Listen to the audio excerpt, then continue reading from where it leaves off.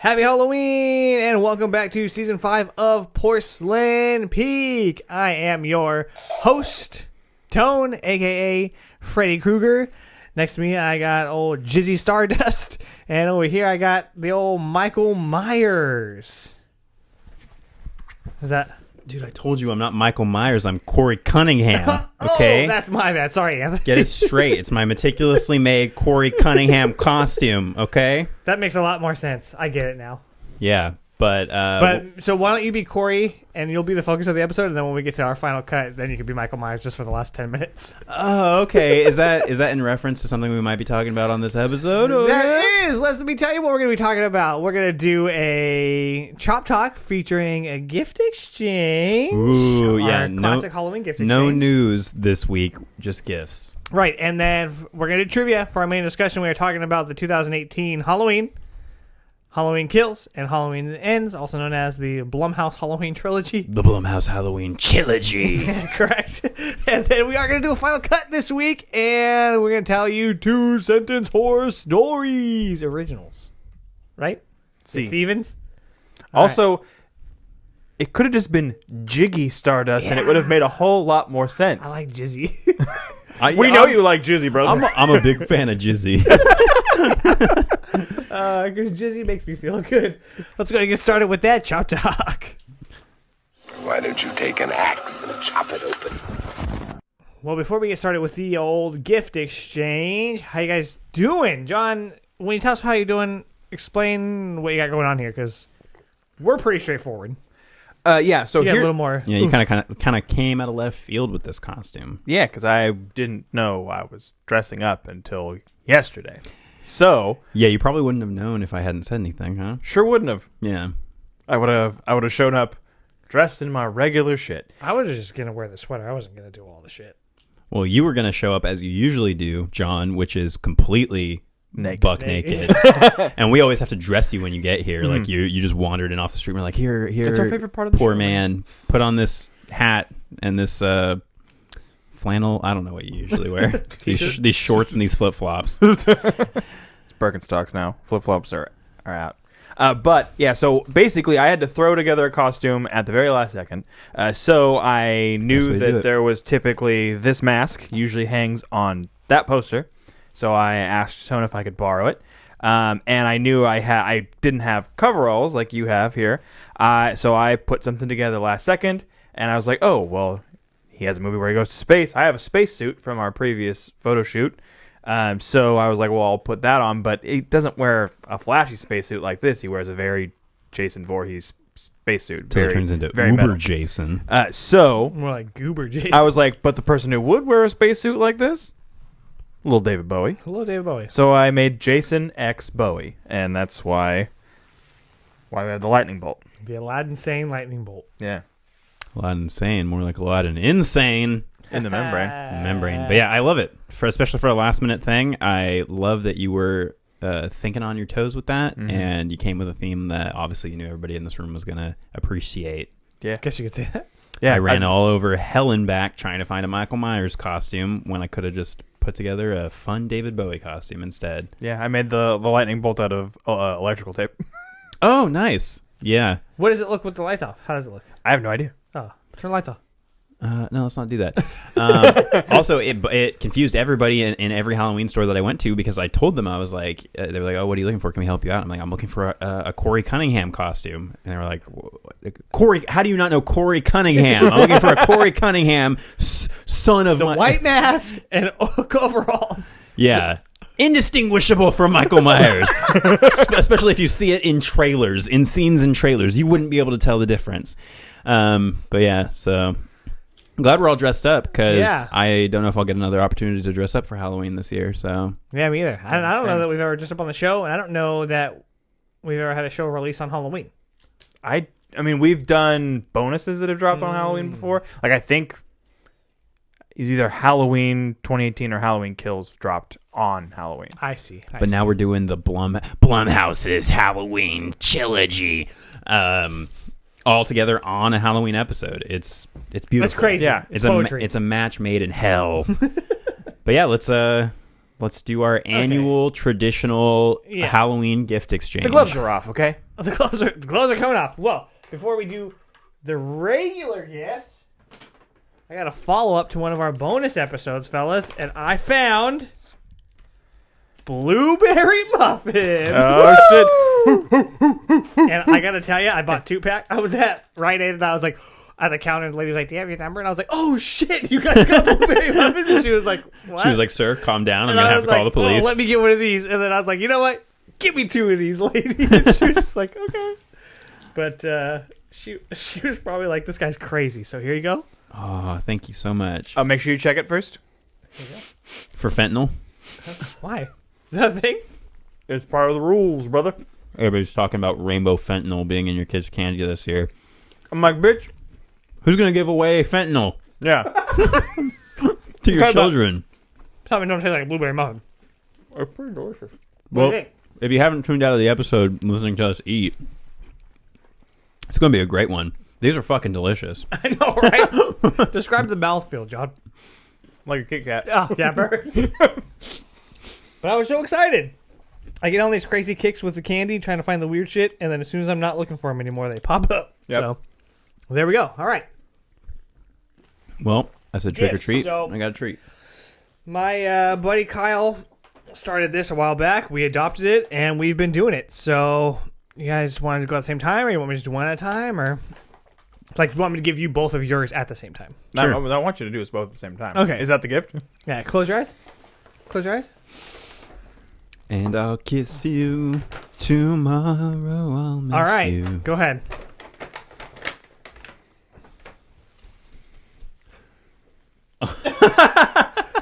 This is fucking Right? incredible. I was like, you gotta be fucking kidding me. Got me a shirt that says "My First Knife Fight." Right? So good.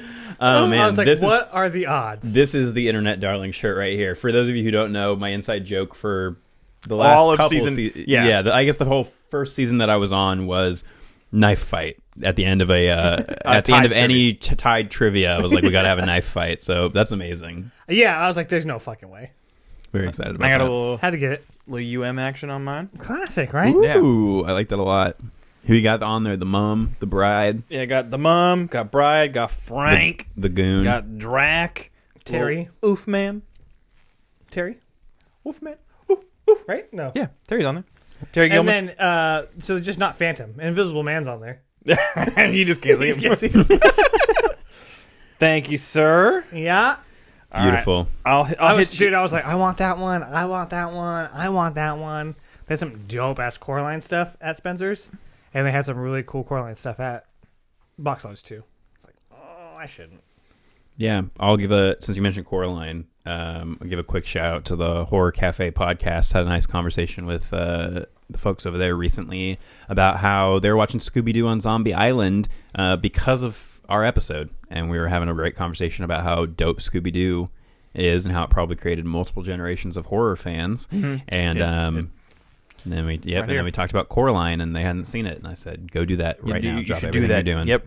Speaking of shout-outs, real quick, I want to give a shout-out to Michael Salardino, a new subscriber on YouTube. So thank you for subscribing. We appreciate it. Thanks for your support. All right. Who's next? I'll hit y'all up right now. Okay. Close them eyes, brother. Can I just take my glasses off? If you're as blind as I am. I'm not. I can see everything. I'm going to poke my own eyes out, Oedipus style. Yeah. Here we go. John is shuffling through, trying All to find the gifts. All right, so I'm going to pass this to you, and you're going to pass this to the internet, darling. Oh, There you okay. go, sir. I'm passing the gift now to Anthony. All right, and Ooh, There feels you go. stuffed. all right, go ahead and open them up. All right, here we go. Oh, we got a bag here with a ghost on it. Inside, there's a lot inside. First off, let's see what Anthony's got. Yeah. He's got a Got blanket a that trick or says- treat. Oh, coincidentally, Pro always check your blanket. candy. Always check your candy. And now I'm wearing this because it's comfy. All right, I love these kind of and blankets. These my like super soft blanket ones. is upside down, and it is Really funny. coincidentally Universal Monsters. That's so fucking funny, dude. Wow, you guys are like on some kind of What is wavelength. that? What kind of shit is that? You should start a podcast together.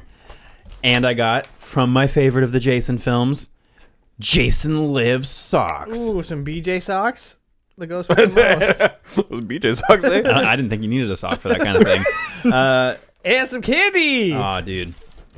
I'm going to get diabetic tonight. You know what I'm talking about? Bats and pumpkins. Yep. John Brasher. I might as well have one right now.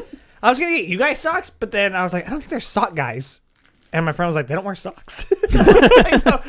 They do. I don't but wear not like- shoes, yeah. bitch. Well, back in the day when I was wearing Toms, that would have been the case. But nope, I'm all about them socks, and I'm going to wear them Jason Lives socks. I can't wear shorts to work, so I'll have to roll up my pant legs. So Like you're everybody riding a can bike. see. All right. Thank you very much. Yeah. Spoiled me. Your turn. All right. Anthony's getting the old bag here. All right. Can't imagine what it could be. So like I said, I pulled some strings.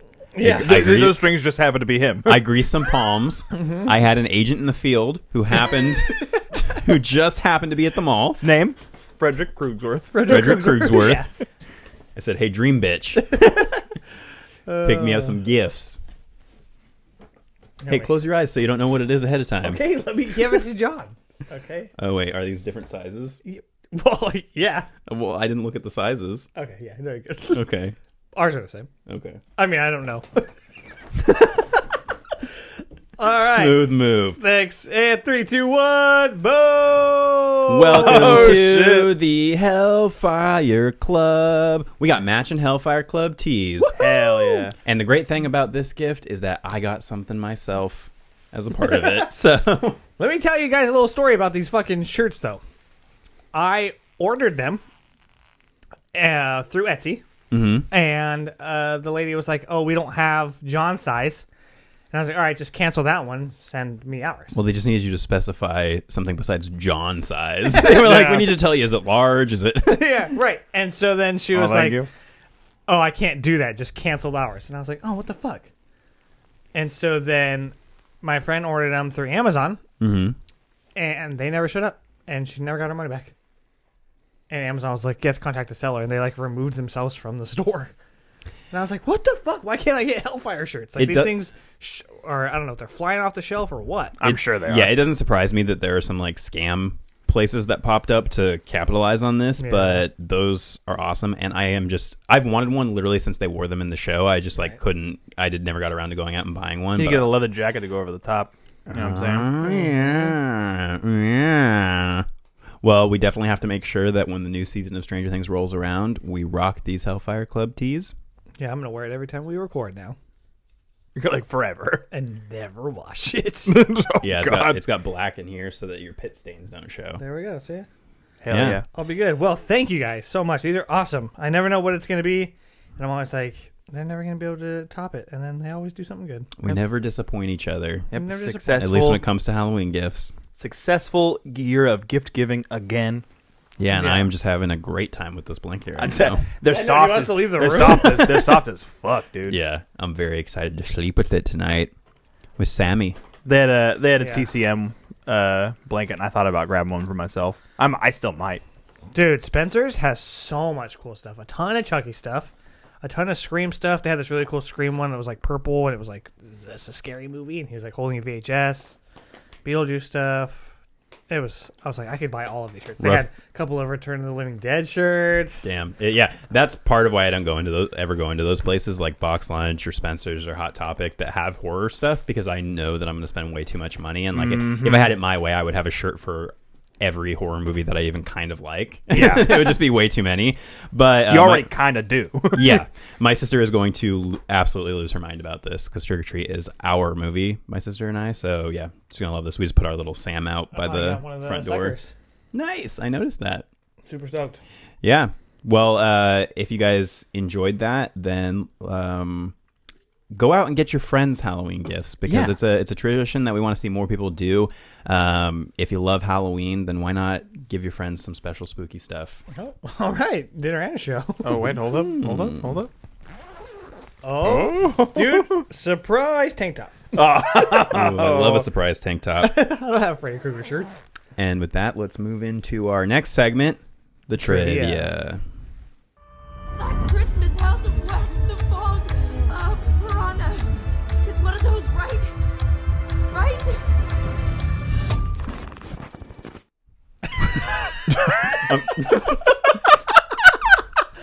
DJ intro. DJ Tone, spin that shit. All right, ready? DJ Krug's on the mic. Trivia, trivia. Silver Shamrock. There you go. On the spot. I made it happen. You did. That's from Halloween 3. Season of the Witch. Season of the Witch. I was going to go, seasons don't fear the trivia. All right, we're going to play Horror Movie Night In, and we're going to do 4 rounds of Q&A, and then 2 rounds of Name That Movie. The Q stands for question, and the A stands for answer. That is correct, dude. And you're going to give me one, and you're going to need one. You know what I mean? I'm not sure. I'll read to John. John's going to read to Corey, and Corey will read back to me. Are you ready? Yes. Okay, John, in what 2015 movie does a horned demonic beast punish naughty children at Christmas time? Did we have this one already? I don't believe so, but it is Krampus. That is correct. Good job. These are all fucking... By Trick or Treats, Michael Dougherty. There you go. Dirty. Dirty. Down and dirty. Anthony, which movie features the line, and I'm going to change it because it's not the right line, but you're going to need a bigger boat. They have the wrong line? It says we're going to need a bigger boat. Nice. I'm glad that you corrected that because I would have been angry because it's one of my favorite movies. It's called Jars. Jars. It's just a 90-minute movie of a man just desperately trying to open a jar of pickles. Just nah. Tone, your question for which I'm going to need an answer. First time hearing of it. Who directed the 2001, never forget, movie, The Devil's Backbone, set during the Spanish Civil War? Guillermo del Toro! Guillermo! It is indeed Guillermo del Toro, which it brings me to a point that I was going to make earlier, which is his Cabinet of Curiosities comes out tomorrow. Ooh, yeah, that's What is right. Movie? The anthology Netflix show he's doing, where it's a different director doing a different horror episode. So the guy from Mandy is doing one, who directed Mandy is doing one. Jennifer Cosmos Kent is doing one. Lanthimos or something? Yeah. Cosmos Panada.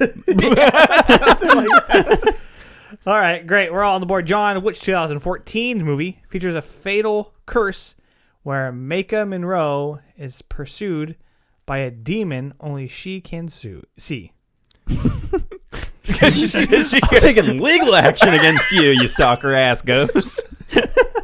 Is this one It Follows? That is correct. She could maybe sue the dude who gave her the It Follows. Yeah. She's got the It Follows disease. Yep. Anthony, who directed the 2002 rage-filled thriller, because it says zombie, 28 Days Later? Is that who directed? Yes. That's going to be Danny Boyle Daniel Boyle. of Boils and Ghouls fame. Boils and Ghouls. Of Yesterday fame. Tone, your cue, for which I'm going to need an A. Which British director had cameo appearances in most of his movies? Alfred Hitchcock. It is the cock. The Cock. The Cock. You are Still correct. tied. John, which Victorian set 2015 movie stars Tom Hiddleston? Do I need more? And features gruesome red ghosts in an English manor. Loki. Mansion. Yeah, it's definitely Loki. No, Crimson Peak. That is correct. It's like why would you say red ghost specifically? Like Scarlet Ghost. Scarlet Ghost. Scarlet Mountain. I do. A lot more people have seen Crimson Peak than I thought because I've had several occasions where I've said, "Oh, I have a podcast called Porcelain Peak," and then when they ask me what the name means, I'm just like, "Oh, it just sounded cool and kind of horror-y," and they're like, "Oh, it sounds like Crimson Peak," and I'm like, "Oh, I thought nobody had seen that movie." Yep. So, Indeed. Anthony, in which 2018 movie is our girl Toni Collette's family haunted by a mysterious entity? I don't understand a word he said. So what 2018 movie has Toni Collette's family haunted by a Mysterious entity. Yes, and titty. An entity. Is that hereditary? Yes. Hereditary? Listen, Yes. guys, Hereditary. you know, we ate that Kit Kat, right? Uh-huh. Yeah. There was 4 pieces, 3 of us. So one of them got split, but I didn't even get offered a piece of the I love a piece of the 4th one. you said you bought 2, which means you had a whole one to yourself. Okay. Also, that happened 10 whole minutes ago. And you're just now bringing it up. It's hurting. Is this game not hard enough for you that you can't focus? Yes. Whoa. Just knocked myself out of frame. You good? Yeah, we're good. All right. Cool. Tone, if I give you a Q, would you be willing to give me an A? Yep. Okay. Maybe a little D too. Ooh. he's Not quite what I'm asking for. J but- till he sees all over your B's. You know what I'm saying? Okay. I'm gonna B my L on your T's. Yeah, I definitely should have just slid all the way out of the show. Come on, Sean. Your Q. Who played the lead role of Lena in the 2018 movie Annihilation? Oh, thank God. I have no idea. That is, you said the main role? Mm-hmm. Natalie Portman. It is indeed Natalie Portman. Right on, right on. Still tied. Going in round 4. John, which 1993 horror comedy, sorry. They wrote comedy horror, and I feel so dirty saying it that way. Yeah. I don't like that. Stars Warwick Davis as an evil creature pursuing his stolen gold. What year was it again? 93. So here's the deal. I thought it was a whole lot earlier than that this took place.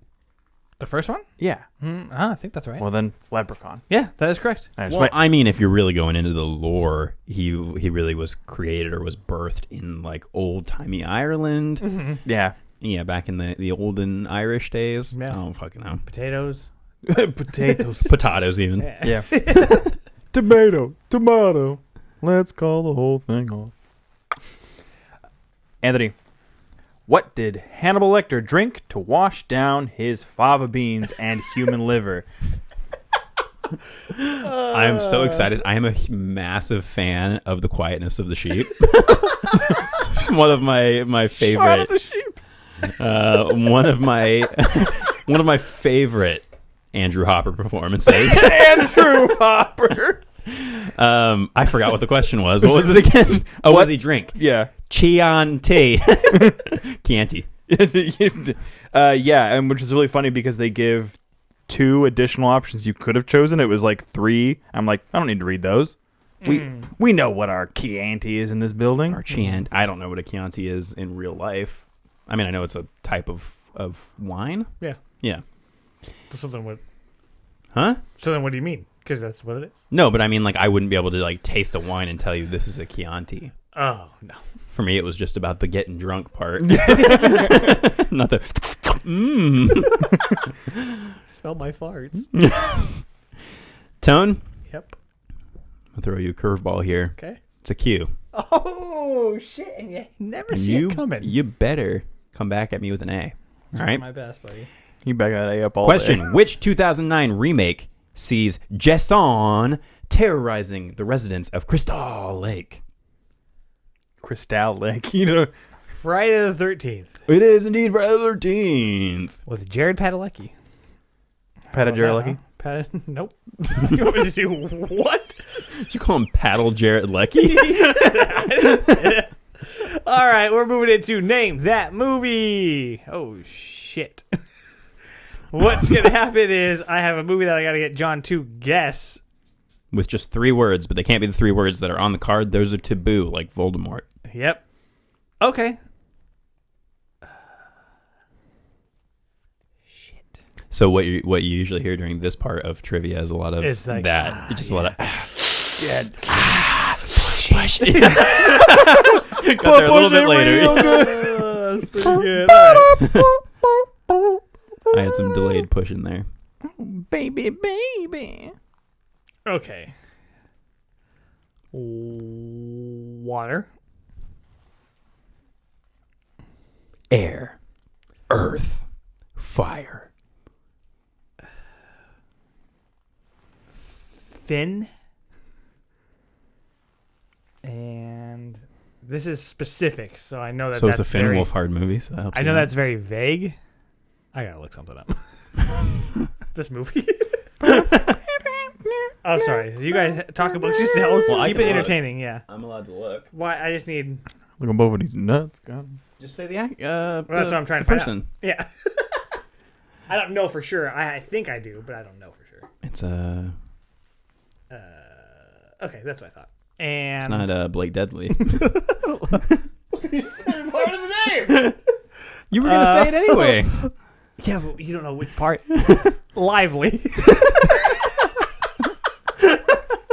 Oh, Okay, water, I'm gonna need Finn, lively. Water, Finn, lively. Yeah. That's good, right? Yeah. Okay. Sounds like something that a hippie would name their kid. This is my daughter, Waterford Lively. And my daughter, Moon Unit. I don't know if I've got this one. Oh damn. Not even with my Blake Deadly thing. Yeah, so you know that for sure. You don't know a movie with that actress?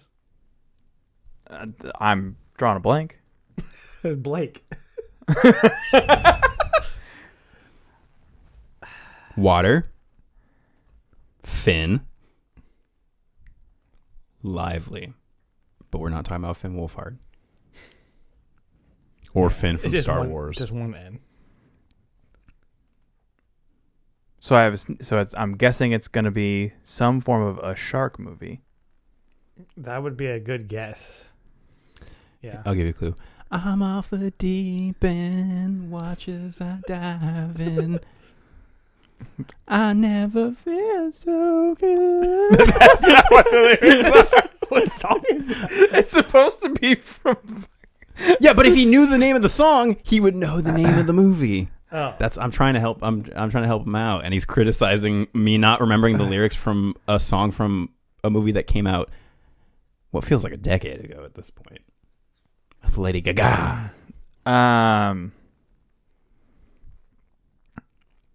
The audience is screaming. Is it like? Is it Shallow or The Shallows? It is The Shallows. Yeah. You got there. We'll give it to you. We've both been, we'll give it to you at least once. So Yeah, I've 100% never seen that movie. Yeah, Me either. it's not bad. It's actually pretty fun. Also, it's Blake Lively. Like, just that's all I gotta say about that. That's all Ryan Reynolds had to say about that. Did you like my clue though? Yeah. The song is called "The Shallows" Okay, I believe you. from A Star Is Born. Okay. Yeah. Okay. the lyrics. I never feel so good. Okay. Again, you're getting focused on the wrong part of that. Anthony. But I'm gonna look those lyrics up now. I'm going to give you 3 words, but you probably only need 2. Okay. Canine, military, UK. Oh. Oh, they heard. They knew. Man, they're going off out there like a couple of dog soldiers. This fucking guy. This fucking guy. See what I did there? Yeah, that's correct. Let's Right? see. Yeah. Right. Sorry about my dogs. Tone. Mm-hmm. Your movie is, I'm gonna say beach. Okay.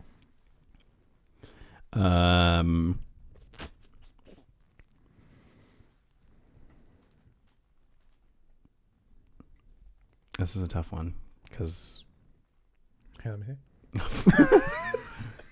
see. beach. Okay. Swarm. Okay. That's the wrong word. I'll say beach. School, Okay. but kind of think in the way that I was saying swarm. School. Okay. And chomp. Chompers. I think you can get there. This is a hard one. I'll say piranha. Yeah, I was trying to remember what the girl from Little Nemo's name was who says, "I'm a piranha." Fighting duo. Did I say Little Nemo? I'm already getting mixed up. I know what you're talking about. Yeah. Yeah, Piranha. Okay, You got it cool. right. Woohoo! The words I Alright. couldn't say were fish, lake, and Dante. Oh, yeah. Mine were shark beach surfing. I couldn't say werewolf Scotland or Pertwee. Huh? Pertwee. Oh. Pertwee. All right, still tied. John, your next one. You ready? I got it. I'm ready to go. Woods. Josh! I And just watched this 2 nights ago, Snot. and I cracked up when they got to that line. What was my first one? Huh? What's the first thing I Woods. said? Oh, I meant to say forest. Were you not allowed to say woods? Yes. Maybe you did say forest. I don't know. I No, thought you he said woods. He straight up said woods. Is this about James. is this the Blair Witch Project? It is the Blair Witch Project. Good job. I don't think forest would have changed over woods. No, I know, but I wasn't supposed to say Yeah. I couldn't say woods, corner, and footage. You know, it's one of the places with all the trees and shit. All right, Anthony. I wonder if the audience can hear the crinkle of your astronaut I costume. know. Uh, All right, John's in a state of panic. Sweat. Oh, yeah, sweat's dripping down his brow as we speak. typewriter, Uh-huh. axe, Okay. maze. Uh-oh. Well, at the risk of incurring legal trouble, I'm going to say the shinning. It is indeed the shitting. Nice. Thanks for making sure we didn't get sued. Yeah, I watched a really cool video that I'll have to send you guys last night. It was an architect breaking down like the actual architectural styles and inspirations of different horror movie houses. So he talks about like the Psycho House, the House in Get Out. Talks about Hotel in the Shining, Harryhausen. Talks about House MD. That sounds dope, though. Full House. Yeah. Everywhere you look. Okay. How far can we get? We got to stop giving him excuses to sing or criticize other people singing. Dude, you're about as sore as that I am about the Kit Kat. This dude's bringing the Kit Kat up again. All he said was zibbity, zibbity, zibbity.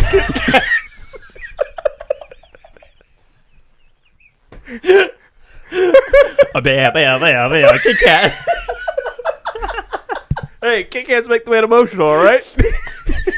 He somehow got chunks of another Kit Kat like flying out of his mouth as he's saying it. I'm like, you've got a Kit Kat in your mouth. Oh man. Nobody wants to listen to this. I think everybody wants to listen to Oh, right. fuck, dude. All right, Tone. Yeah. Your movie. We've definitely had this one before. Your movie is. Both of D's nuts. Kit. Cat. I'll say funeral home. I'm gonna count. It's 2 words, but funeral home. Ball. Okay. Scrim. I was going to say Scrim. Yes. The Scrim. The Scrim. Phantasm. It is Phantasm. Holy shit. Oh, when did we take a break? So good. The answer, luckily for you, is now. That was a great round of trivia. We're still all tied for the season right Still now. all tied, yeah. That will change. He's got some leeway. I've got some leeway. Now you got some leeway. And so I feel good about Yeah. everything. Yeah. Now we're gonna bounce back into some tougher trivia coming up. Yeah, soon. we're almost done with this. I think we'll just get through these and then move on to something else Yeah. as much as we can. Yep. Well, now that we're all riled up already, let's get into our opinions about Blumhouses. Yes, so we're going to take a little Halloween. break. You're going to get some Creep Cult stuff or you're going to get some Better Help stuff and, roll the dice, see what you get. Yeah, after watching these movies, you're gonna need some better help. I tell you what. See ya after the break. Join the Creep Cult. $5 a month at patreon.com/porcelainpeak for exclusive content, merch discounts, and more. Join the Creep Cult. $5 a month at patreon.com/porcelainpeak for exclusive content, merch discounts, and more.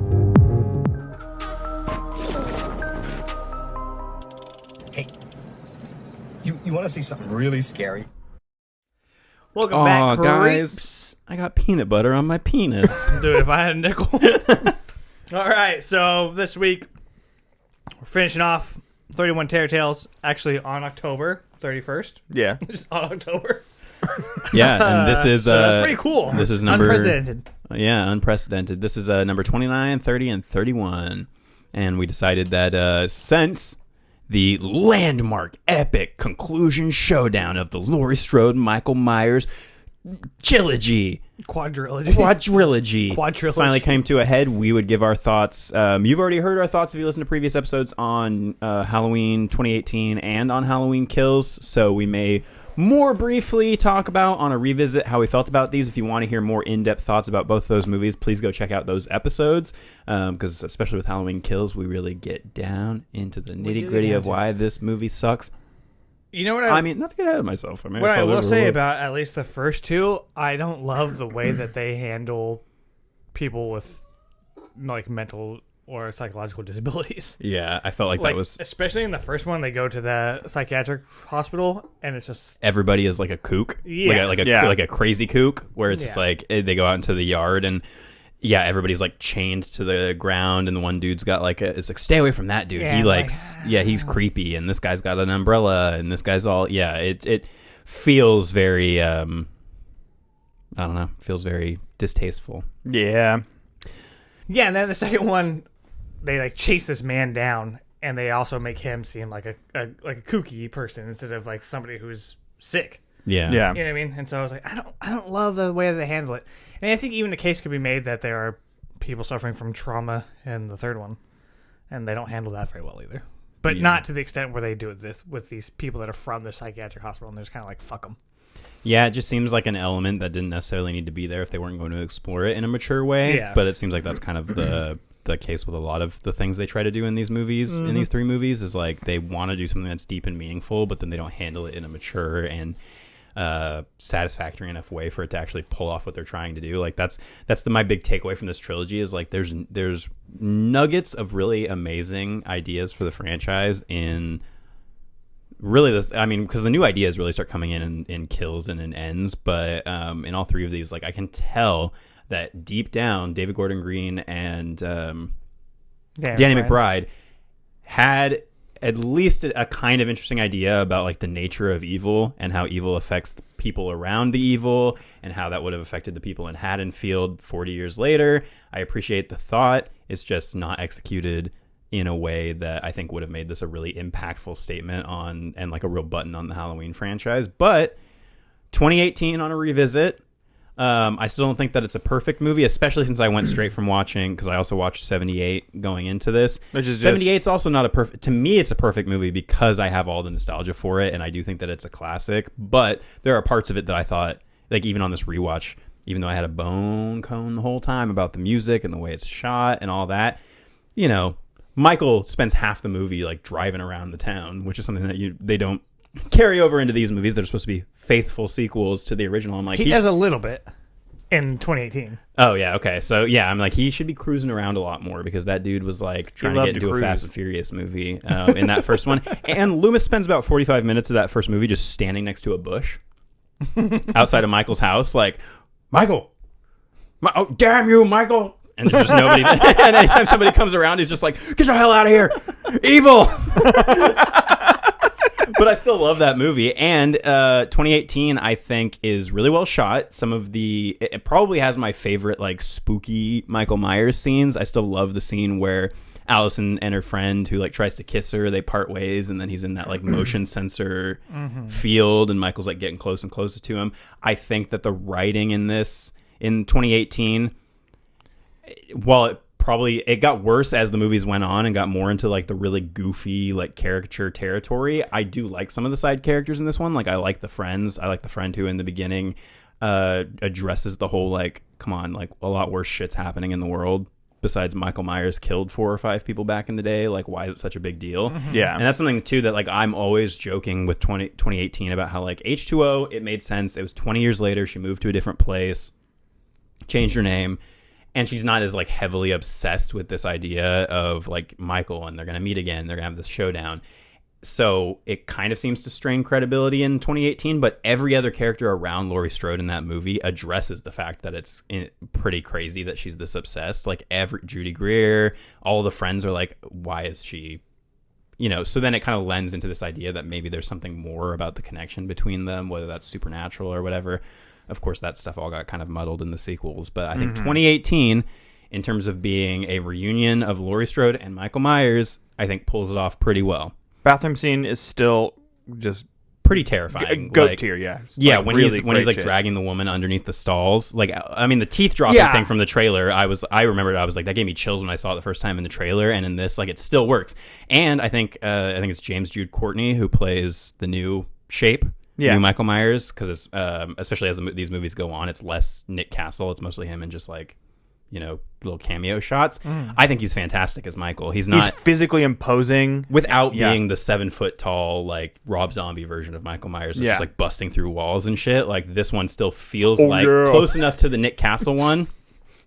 And I like too that they don't really in 2018 they show his face like a surprising amount in that movie, and they don't seem to like go out of their way to make it ridiculous that you don't see his face. Like he's walking around without his mask for those first couple kills, and you're like seeing from the side that he's an old fucking dude with his eye all messed up from the original. So I still enjoy 2018. I think that it's a good enough movie. It does have some plot conveniences, like you can tell they're like, oh well, a phone would cause problems here, so let's have the couple get in an argument, and then we throw that shits in the punch bowl, and that's all just to make the plot convenience if she doesn't have a phone. So he doesn't just throw it in punch; he throws it in like cheese fondue. Still punch bowl though. Yeah, but it makes me way more upset. If it was punch, it would be like, okay, maybe it's got a little liquid damage, it's not a big deal. She goes like this. Once it's in that maybe cheese, got liquid damage, maybe we break off your arm. Once it's in that cheese, there's no coming back. And so I never forgave him for that. Her boyfriend. Michael didn't either. Yeah. Yeah. Well, you know what? It's weird because we never see, and I guess people change after 40 years, but in the first one in Carpenter's, he's not super brutal, and he really only stalks and kills a few people. In this, he's just like anyone I can get my hands on. Except for the infant, which I think is a weird choice because he kills a kid not 5 minutes before. And then kills several other kids after. Right, yeah. And then, yeah, exactly. So I'm just like, I don't know. I don't really understand why not just kill the baby? Why show the baby in the first place? Because you have to make one of two decisions. You have to deviate from what he's already done by having him not kill the baby, which doesn't make sense. Some kind of a conscience. Or you show him kill the baby, and that's fucked up, and nobody wants to see that. So they were like, well, yeah, it just seems like they kind of want to leave these little hints of things that they're just never going to go anywhere with when they decide that Michael once again. Or is he pure evil? Like, you can't have it both ways, and that it, to me, is them wanting it both ways. Well, and they still kind of try to seem to, and we'll get to ends, seem to still want to play with that when they're well past it, because they have parts where the characters are like, oh, he was just a mentally, deranged, or a person who's mentally challenged, and you goaded him on, and this is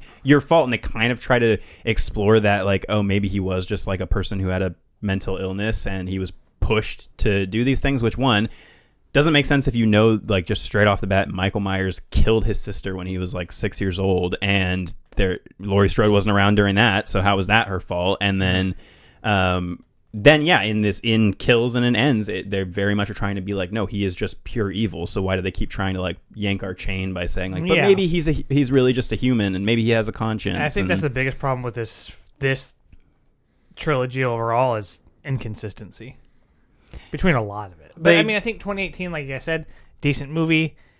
I think that we could have had one more tops, parts of Kills with parts of Ends, basically the last 20 minutes of Ends, could have given us a solid conclusion to how this ended if we wanted more out of this. Because when they burn him, I'm like, that's it. Yeah. Michael is done. That's fine. I'm good. Well, and when this movie came out, it hadn't yet been confirmed, like right when this movie came out, that Kills and Ends were going to happen. So I was happy with this being like the end of it. Like she traps him. She does it with the help of her family. Judy Greer gets a nice moment where she's like pretending to be scared with the gun. And it's literally like, the one good moment that Judy Greer has in that whole fucking movie. She's so underutilized in both of these movies. I love Judy Greer, but she is so wooden and like pretty awful in both of these movies. I love Andy Matichak, who plays Allison. I think she's great in all these movies, even though her character is wildly inconsistent. I do think she's great in this first one, and doesn't really get a lot to do in Kills, and then has too much to do in Ends. But yeah, I mean, really, it comes down to we didn't need this to happen because we had already had H2O happen, and this would now be like really like the fourth time these characters have reunited on screen, or the fifth time or something. And if they were going to do it, I think just doing a one and done, they should have just called this Halloween Ends and had this be like, this is the David Gordon Green, like his canon end cap to us, trying to do a sequel to, because imagine if Halloween 2, which it does, ends with Michael getting blown up and killed and Loomis, and then 3 goes in a different direction, and then 4 they're like, oh no, Loomis just has a little bit of something on his face from getting burned. And, yeah, so even Halloween 2 tried to kill off Michael Myers, and it's just like, you can tell that they had this great idea for a reunion between Michael and Laurie and a final showdown, and then somebody, whether that's Jason Blum, or some other producer, comes in and says, this movie's going to be the shit, like hype-wise, like people are going to pay a lot of money for this, and they did. So we're doing a trilogy.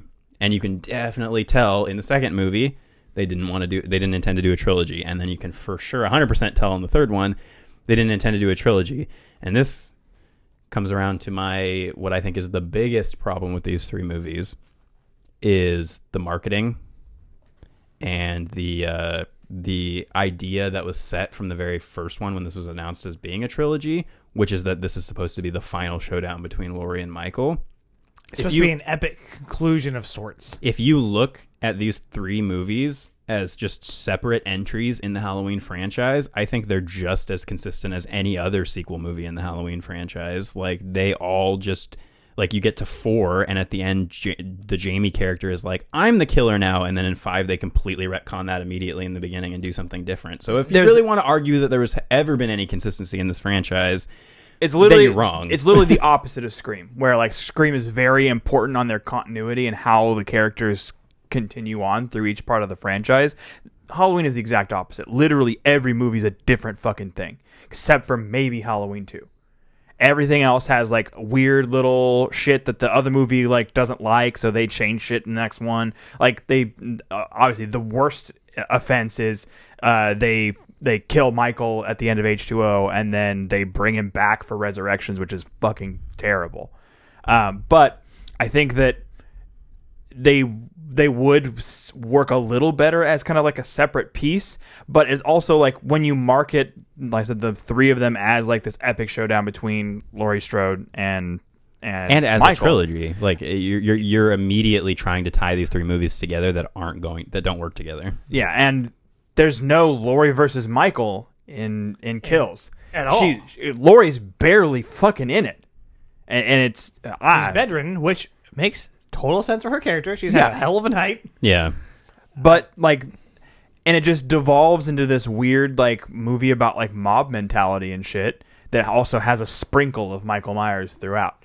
And he does like literally the same shit that he always does. He's out there, chilling, killing, them sort of shit. He's as brutal in Kills as he is in 2018, and so at least that was consistent. And I feel like Kills is still a Michael Myers movie. Like, it is still about him going around killing. Again, I don't always understand why he's doing the things he's doing. We don't really ever get that ever. But the Evil Dies Tonight shit, that shit, fucking throw every last bit of that in the trash. Take it all out. And then he kills kids in this one. So it's like, is he killing kids or not? Like, I don't know. It's weird. But well, and then when I liked Kills more this time. Half paying attention, 1, and 2, like, if you remove all the mob stuff, like anything at the hospital with them, especially with them chasing that man down, take that out. It doesn't need to be in the movie. It doesn't do anything for the movie, really. It just focus on them trying. Like, if it's just a movie about hunting Michael instead of Michael hunting you, I think that this could have worked a lot better. Well, and that's exactly what I was hoping for when we went into it. Was like, okay, now we're going to get a movie where the town is hunting Michael and we're flipping it around. And I really like that idea. I'd say take Anthony Michael Hall out of this movie and it makes it 50% better at least. He's fucking awful in the movie, and most of the terrible lines and terrible over-the-top speeches are from his character. And also, he wasn't in the original Halloween. Like, they're like, that's Tommy Doyle. And I'm like, no, Tommy Doyle's both been that little kid and Paul Rudd. And I know from reading behind the scenes that you tried to get Paul Rudd back, and he was busy with Marvel shit. So thank God that he dodged that bullet, because having him do the whole like evil dies tonight would not have worked I'm just at all. imagining him doing a voice out of the side of it and just evil dies tonight. You know.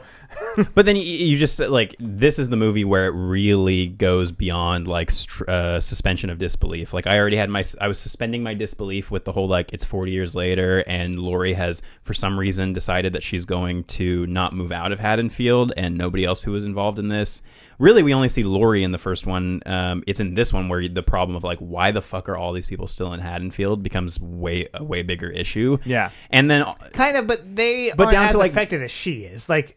I mean, I think Tommy getting it up in front of a bar full of people and just randomly going, "Y'all ever heard of Michael Myers?" and then giving that whole speech shows that he is still close enough to being as affected as Laurie. He seems to be the other closest one. But like her friends were murdered, she was attacked. Yeah, he was around. He could have died. Again, Michael didn't kill those kids. But like Lonnie and them, I'm like, whatever. Like, he ran into him. Like, yeah, it's like Lonnie had a face-to-face encounter.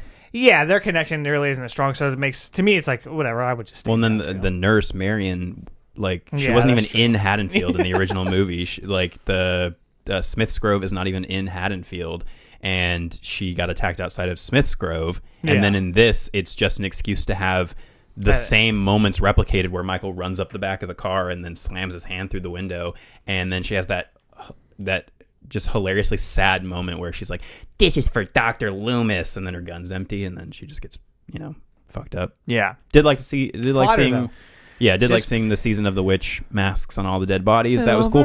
But it just goes back to what you're saying, where it's like, these movies already, it doesn't feel like the same Michael Myers, because the original Michael Myers was nowhere near that brutal. And I mean, the excuse here being like, it's a different time. You can't have the same kind of kills as you had in the original and have them be as like, good for a horror audience. You got to have them stabbing fluorescent tubes into people's throats, which is apparently 100% survivable.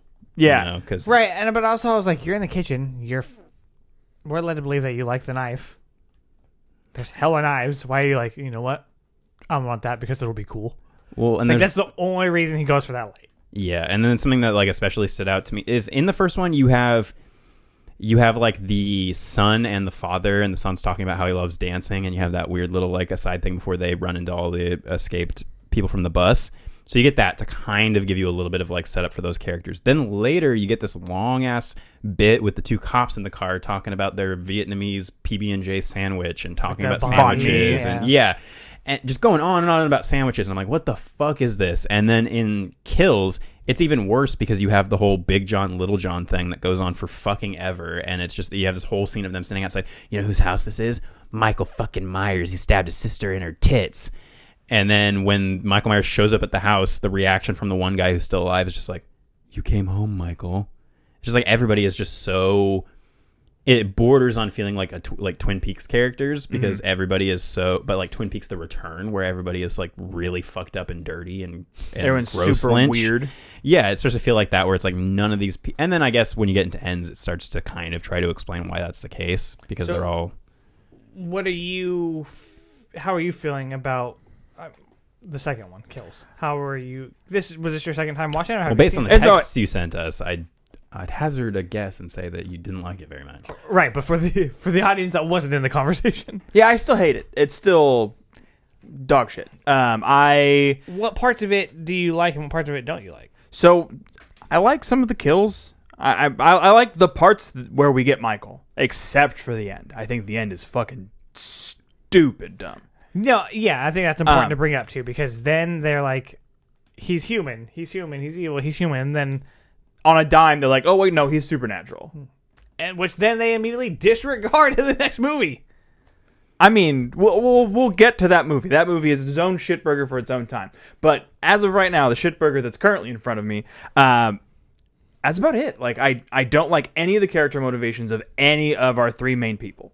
Laurie is bedridden, and she is making terrible decisions because she's acting rashly and knows that all she's going to do is get in the way, but is still just making things difficult. Like, if she wasn't in the way, there's a good chance that maybe Judy Greer's character could have saved that dude, because she had to stop because Laurie got hurt. Right. Allison makes a bunch of stupid fucking decisions and goes with all the dumb people in the mob. And the mob itself is just it's full of idiots. Yeah, it's full of idiots, and it's 50% of the movie. Like this one chick says she thinks she saw Michael Myers in the back of her car, and so Tommy comes out with a baseball bat and he's so over the top alpha male ridiculous in this. And the thing about this movie and Ends that I kept saying to myself, and then reading interviews with David Gordon Green, specifically, like, this was the case. It's very heavy-handed, like, political, like the whole, like, Make America Great Again Trump thing, protests going on, was all big during Halloween Kills. And then for Halloween Ends, they were like, we basically wanted to make a couple Halloween movies that were like, what if Haddonfield was Twitter, where everybody's a piece of shit and everybody is basically evil. And you know what can really makes out feel for? that in these couple movies. Makes out for a boring fucking movie. Didn't you also say that they worked with different writing teams, so they were writing these movies at the same time? Yeah, so outside of David Gordon Green and Danny McBride, the writers who worked on Kills and the writers who worked... Well, on all three of them, it's a different set of writers. It's just Danny McBride and David Gordon Green, I believe, for 2018. Then it's them plus 2 new writers for Kills, and then them plus 2 different writers for Ends. And they wrote Ends like while they were writing Kills. So they wrote them like simultaneously to each other instead of like one after the other. Which makes sense why they're very... I mean, they feel like different movies. Yeah. To me, 2018 and Kills feel like they're the same team. Like, they feel like they're the same movie. Well, it Story-wise, no, but the way that...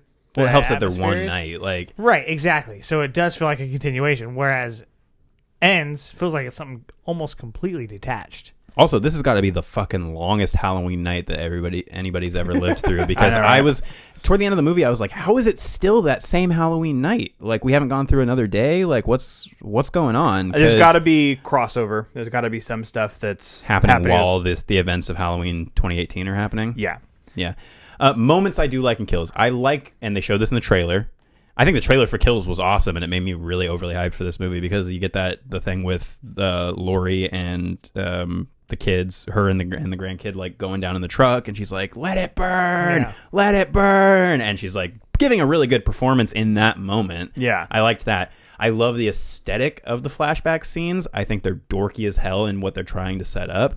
But they capture 78 very well. Yeah, like the performance. I don't think it's James Jude Courtney. It's a different stunt performer playing Michael in that timeline, and he does a great job of imitating Nick Castle's shape. The way it's shot, the way it's lit, it all looks great. It was really fun in theaters going back to that time period in the movie and going like, oh shit, what are we gonna get to? But it's really just a setup that the sheriff feels that he's responsible for Michael Myers not dying. It also shows us how Michael was caught, because technically at the end of Carpenter's, he escapes. We never actually know what happens. Which is the perfect ending And they mention to the franchise, but in 2018, but we don't know how he got institutionalized. Yeah, so we get like a mirror that. of the shot from the beginning of Halloween where he's a little kid after he's killed his sister, and all the cops are just like staring at him, and the crane shot goes up like this. They do the same thing with grown-up Michael when he's getting arrested. So, I do like when they do those little homages. I think they did it the best in 2018 with scenes like Laurie falling out of the window, and then when Michael looks back, she's gone, or Laurie standing like stalking, and they continue to try to mirror those things with other characters in these other movies, but I think it worked the best in the original. But yeah, outside of that, I mean, there's not a ton that I like about this movie either. Because Jamie Lee Curtis basically just gets sidelined for the whole rest of the movie, and which I think is even more disappointing, because like she got sidelined, but now she's healed, she's ready to go. We're gonna get a fucking conclusion to this promised trilogy, which we do not, and that is one of the most frustrating things about Ends. Yeah, well, and then another thing that they introduced in Kills is the idea that Michael wasn't trying to get Laurie the whole time; he was just trying to go home. He's trying to hang out in that goddamn window. Well, yeah, I don't know about that. I loved the fact that there was like, Judy Greer's character was like, he's coming to get my mom. And Allison's like, no, it was just all happenstance. It's like, yes, that's the only reason he went after Laurie in the beginning of the franchise. Had nothing to do with them being brother and sister. We've already it's just because when he gets to Haddonfield, they're the first like some of the first people he sees, Yeah. and because he's probably attracted to them because he's a weird sexual psychopath. Like he so I love that stalks they them and address kills that them. and that there is this debate about it. It has nothing to do with Lori. It's not. He doesn't want to kill you. He's just there, and you just happen to be there again. Well, and the thing that lends directly into what you were just saying about how unsatisfying ends up being is that Kills, the very end of that movie, is such a like cliffhanger of an ending because you get Lori in the hospital and she's talking with the sheriff about like he is pure evil and Every kill gets him stronger. yeah, and so it's like, so we can't defeat him with brute force. And it's heavily implied that she and maybe the sheriff have figured out some sort of like new way to defeat Michael. She's like, we can't kill him with brute force. Like, I don't know, are we going to do it with like Care Bear love? Like a Care Bear Care That's Bear how stare? she kills him and ends. Brute force. Drops a fridge on him. Yeah. So then we can move on to Ends, which is the newest in this trilogy. Yep. Ends. Starts off. Spoilers moving forward. If you have not watched Halloween Ends, then get yourself some Peacock and do that. Starts off. just deep breaths all around. Everyone before, takes a deep breath and sighs. The important thing to note, they make Michael supernatural at the end of Kills. Mm-hmm. That is completely disregarded, right? No, I wouldn't say it's disregarded. It's done differently. So basically, they treat it as if he's like poisoned the town, and like so he lives in the sewer, and he's basically like poisoned the water supply metaphorically. Yeah, and that he's basically the fear that he instills in people is what keeps him alive because he should have died to his wounds, but he survives mysteriously. So he's Pennywise. He's feeding off the fear. Basically. pretty much. And that's not the first or the last Stephen King inspiration that this has, because it's very heavily influenced by Christine, which is Even some shots. It's funny that we just talked about Christine and then watched this movie. So Yeah, it's double. It's King and Carpenter. yeah. So opening scene in this movie. We can just talk about our reactions to the opening scene for this. So I thought it was a cool way. It reminded me of Slasher season 1. It's like, what are we doing? That's the confusing part. Like, this cold opening is like very much telling you like something else is happening here. And I was just like, okay, brutal again. We get to see a murdered child, which this franchise now has done in every movie. And it's still sometimes hard to watch. Yeah, I don't think David Gordon Green's a fan of kids, but the way this kid like falls and then you see his neck snap. Yeah. Gnarly. And just the reaction from the parents, the whole thing, I was like, oh fuck, that's crazy. And I understand that that's like a really great way to say we're going to subvert expectations in this movie. My issue again is that it shouldn't have been set up. It just should not have been marketed or put together the way that it was. You've now sidelined your main antagonist. That's the thing. If you want to take this movie as just a movie as its own, maybe there's redeeming qualities to it. Maybe you could find something to love and like about that. As a Halloween entry into the franchise and as a conclusion to a trilogy that we were promised, this movie does not work. Well, you can tell that. So Halloween 2018, the opening title font is from Halloween 78. And then Halloween 2, the opening title font is from Halloween 2. And then for this, the opening title font is from Season of the Witch, which I thought looked a little bit weird, for one thing. And two, I was like, okay, the problem is Season of the Witch was smart enough to go, we're going to go in a different direction without Michael Myers. We're going to ditch all the rest of the stuff. If you wanted to make a Halloween movie that was an anthology entry into the Halloween franchise, cool. Get these movies done with the Michael Myers shit first, and then explore all of your fun, crazy ideas about nature and spreading Pennywise style through a town. Because I think really there are redeeming qualities to this movie. I've warmed up to it slightly in terms of like what it was trying to do. I still don't think that means it's a good movie or a good end to this trilogy, but I can see what they were like. They have cool ideas here, like the idea that Michael Myers is not just like a singular evil entity. His evil is either a product of Haddonfield being evil to the core already, or his evil has, like you said, polluted this town to such a degree over the last 40 years.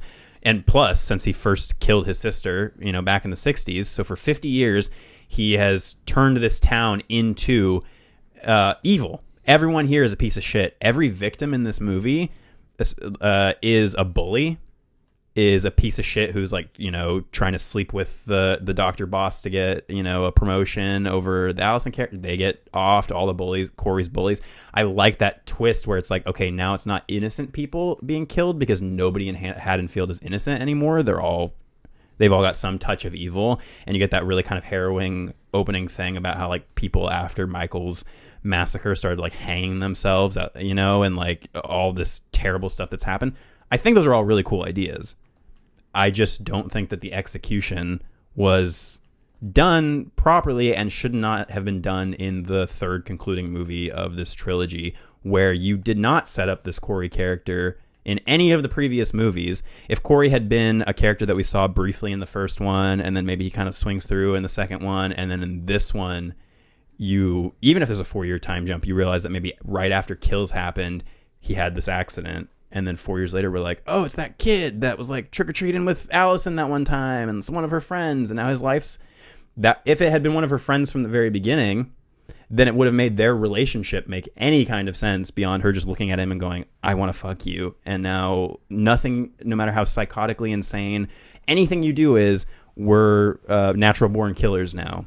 Well, Get in. Jump in. right off the rip, Rope-a-dope 'em. all of the characters in this are written abysmally.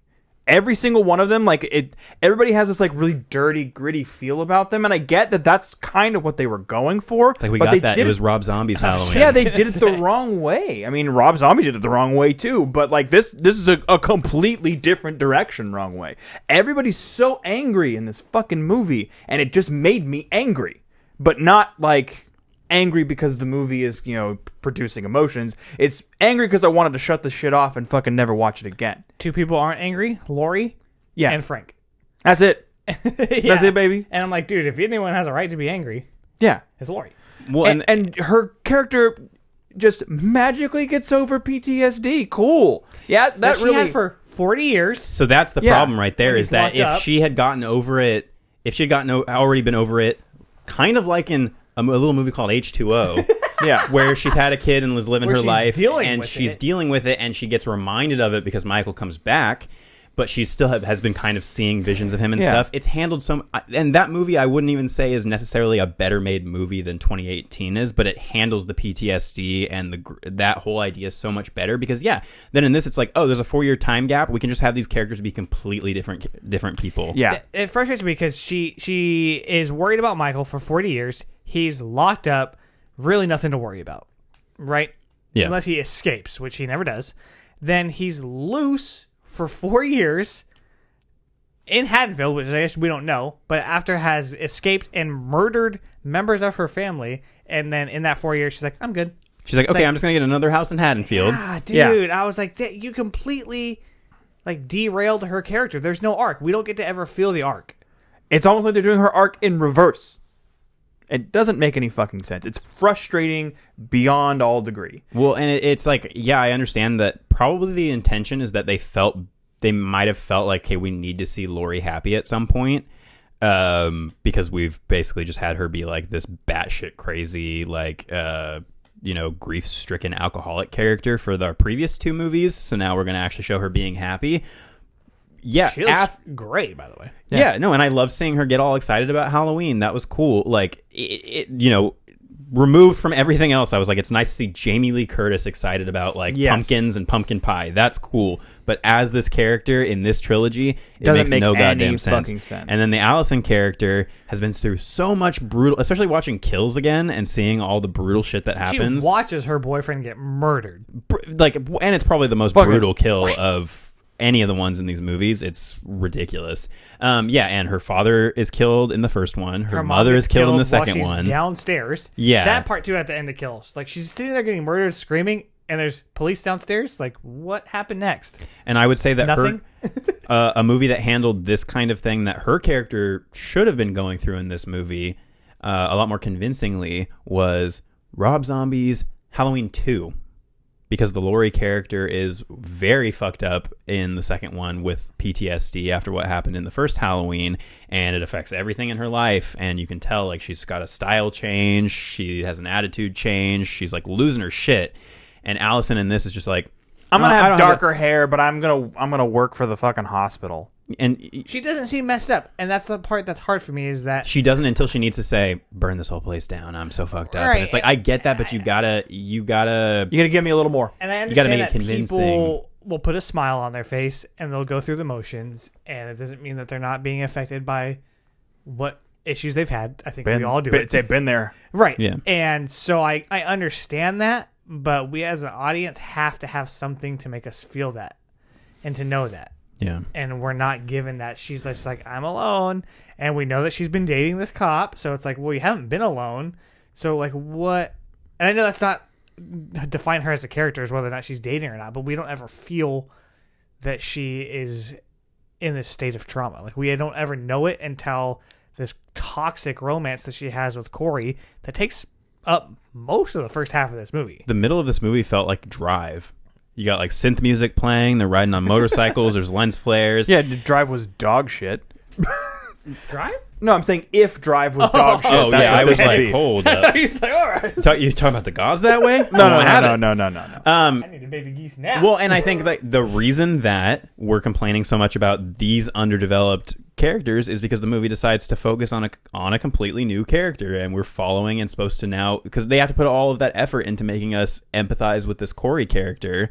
When again, it's like if you had that idea, save that for a different fucking movie. Like they wanted to, like, hey, what if Lori fell in love with Michael instead of fought Michael? But they This is can't like- actually do that. And this so is they kind of so that. they create A new Michael and a new Lori. Yeah. And so we had a conversation when we got out of Kills. I had read some article on Reddit, and I brought that discussion to the table on the show. And we talked about the concept of the mask being more than the person and passing that on. And we all said that shit was a dog shit idea at the time. And they do that. did? Yeah. That's so funny. And turns out that's what they planned on doing for we got some End. sort of ESPN, bro. And we called it. Shit turned out pretty dog shit. There are some cool moments, like the whole junkyard scene is pretty fucking brutal and cool. But With Corey killing the boys? yeah, I dug the way that people are dispatched. I thought that was interesting, but this character is so fucking one note and boring. Like they have him have this like horrific thing that happens to him in the very first scene, and then the rest of the time it's just a slow ramp up to fucking just Get out Angry. of Haddonfield. That's the problem. Get out of Haddonfield. Your son was killed. Get out of Haddonfield. Don't just abandon your house. Like, I don't think that's what they did. They just like, we can't live in this house. They decided that you get out of Haddonfield. Him. They decided kill you would a kid you on had accident. and you get had no. off, They decided there was no malfeasance or anything like that. and Fucking get the fuck out of here. Get out of Haddonfield. But you guys, you're just not understanding how rough the housing market in and around Illinois is. I don't know. That's the only explanation there could be. Or they're all drawn back to Haddonfield by its evilness, and because they're It's all evil, evil and infected, pulsing they can't butthole. escape. It's like dairy. You leave for 27 years, you're going to end up back there. You got to fight the evil again. Once again, It's like dairy. Yeah. You have it. If you're lactose, you're gonna shit yourself. Yeah, and then the Christine stuff, Corey Cunningham. Cunningham was the last name of the main character in Christine. Oh. He is also styled very much like that character in Christine. He's got the glasses in the beginning, and he's more of Artie? Art, Is it? yeah, Artie? Artie Cunningham. And then the idea of, rather than it being a sexy car, it's an old hobo Michael Myers in the sewer who is now passing his like influence and power over Kind to him. of. Yeah, that's the thing is like, okay, so is Michael passing his evil into everyone, but then he's able to like concentrated. Vulcan mind meld and concentrate it into one person. And what made him choose Corey to be that person? Does Michael have it the 'cause he ability killed to a kid? sense trauma? But then I started thinking, okay, so is the movie going to go in the direction that, yes, Michael was treated poorly because of a mistake that happened when he was a child? But I'm like, no, they show, it's never argued, and they show in the original Halloween, he straight up just murders his sister for no reason, or what we think is no Which reason. is scarier. Yeah, which is scary, and that's like, yes, he is pure evil. You've now reminded us in the previous movie that he is pure evil. Then in this movie, you're going, Could you try again? Jesus, Siri. wow, bitch, you're going to interrupt me in the middle of a good-ass point? I'm never going to remember what I was saying. No, well, then it's like, oh, but a Michael Myers can be created from anybody, and it's like, but that you just said in the last one that like he's pure evil and supernatural. So now you're trying to say, okay, but we can have a new Michael Myers who is bred out of Haddonfield, and it's like I like these ideas, but you're contradicting yourself at every turn with these ideas. Where it's like, okay, do you want to go this way or do you want to go that way with it? Yeah, and we get a scene of him still stalking Lori, like he is just standing in the bushes outside of her house.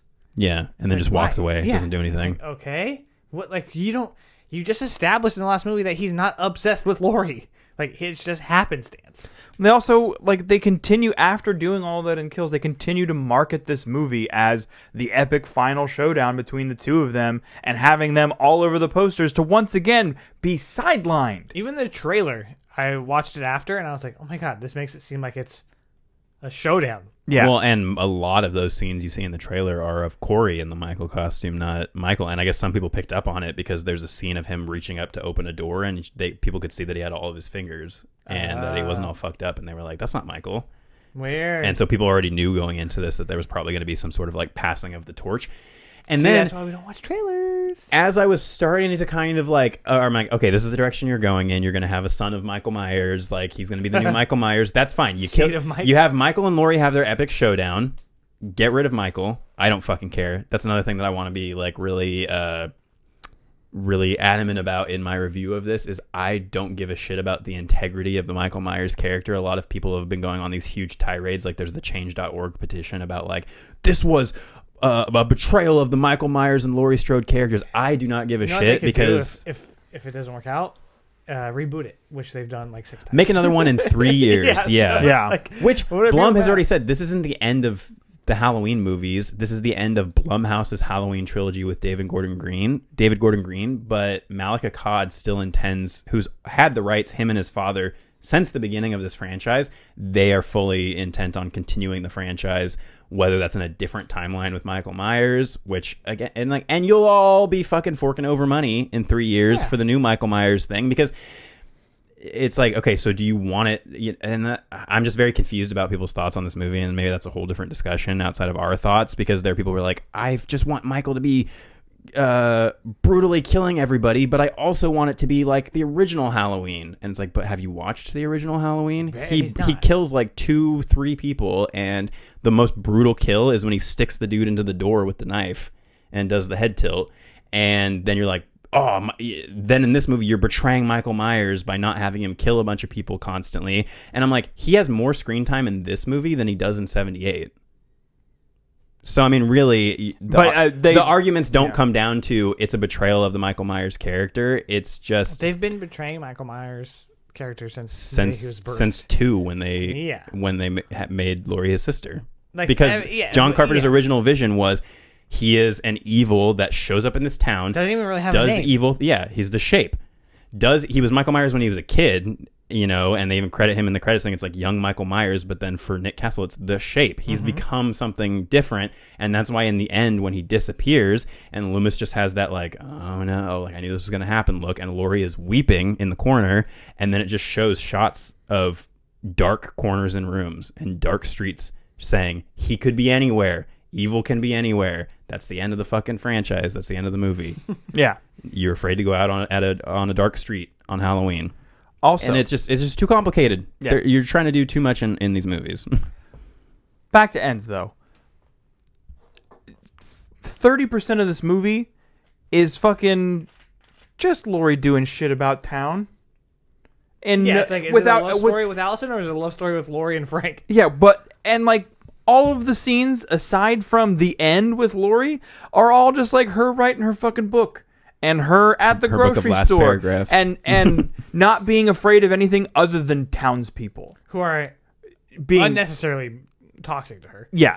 And I know that some of that was like intentional. They're trying to prove a point, and that's what people are. They're trying to do the commentary on the overreactive Twitter victim blaming. It's all them just putting Twitter as the mouthpiece for all these characters. It's not Twitter's not real life, and it doesn't feel like real life when people act like this. And I'm not saying that Halloween has to feel like real life, but you kind of tried to lead us down that path. I don't know. It's inconsistent. Yeah, I'm just like It's inconsistent. I'm following, like, because there were just points in all 3 of these movies where I'm like, okay, I'm following you, and then a character does something or says something, or there's some twist where I'm like, that makes no fucking sense. I mean, there's even inconsistencies within the movie, this movie itself, right? We get Allison's character, who is apparently broken, so she's like, I'm going to run away with this guy. They fall in love in 3 days, I think, right? And then on Halloween night, which doesn't even feel like Halloween. Did we even mention that? Like, it never actually feels like it's Halloween, except in the 2019 scene with Corey. Yeah. Outside of that, I was like, oh yeah, I forgot this movie is around Halloween. Yeah. Right. And then she's like, I'm in love with you. It's been 3 days. Let's run away together. Let me just ditch my grandma. And it's a total dick to her grandma. And then leaves when she sees his dead body and is like, wait, I have to save you, Grandma. It's like, you just got in a fight with her an hour ago about how you didn't want anything to do with her and you had to leave this place, but now you're coming. I don't. And like, in 2018, so she's the only character in the family who's sympathizing with Lori being all messed up, and she's like constantly asking Judy Greer, like, did you invite grandmother to this? Like, I want to be close to grandmother. Yeah. Now she's finally close to her grandmother. Yeah, she's lost all these other people in her life, but you would think that they would have a bit of a stronger bond after everything that they've been through, and outside of like, I'm just gonna meet a dude. Yeah. And then Corey kills himself. He's like, you can't have her, no one can. Yeah, he's got this whole bit about And like, it's if like, I can't have her, no one can, or you know. So And what was the point of that? And then it doesn't amount to anything because she's just like, hey, Grandma, I'm still here. I'm going to help you stop this. I did think that moment was clever, only because they keep setting up throughout the movie that she has a shaky muffler that makes noise. Mm-hmm. And that's how Corey knew that it was her pulling up in front of the house, is he heard you can hear the shaky muffler, and that's how he knew to stab himself at that moment, because he knew that she would walk in and see, and you know, that whole thing. But as soon as Lori takes the knife out of his neck, I was like, what the fuck are you doing? How does that make any sense? One, he's going to bleed out all over the place, and, I guess she wanted to kill him at that point anyway, and two, you know somebody's going to walk in and your fingerprints are going to be all over that knife, and somebody's going to be like, it was you, because everybody in the town already thinks you're a crazy kook for literally no logical reason. Who in their right mind thinks that Laurie Strode, I guess because she was like building a bunker at this house, and like you could tell she was all like shooting guns in her backyard all the time. People were like, oh, she had set her own house on fire and shit too. I mean, yeah, no one to try to kill Michael Myers. She tried to kill a man. The whole town tried to kill a man, and everyone's like, yeah, fuck it. But then then we get this showdown, right? What we were promised. So we get Lori deciding she's going to commit suicide. How do you guys feel about the fact that she wanted to off herself suddenly in this moment? Well, they do it in the other two movies as well, where they have these moments where you think one thing, and then and two of them literally say, gotcha. Yeah. And this was just her Judy Greer gotcha moment. And I was just like, yeah, we get it. You tricked him. So does this... He's not the smartest man. Is this also supposed to imply that she thinks that Michael is going to be able to sense when she's going to kill herself, and that will draw him out? Because what's her plan there at that point?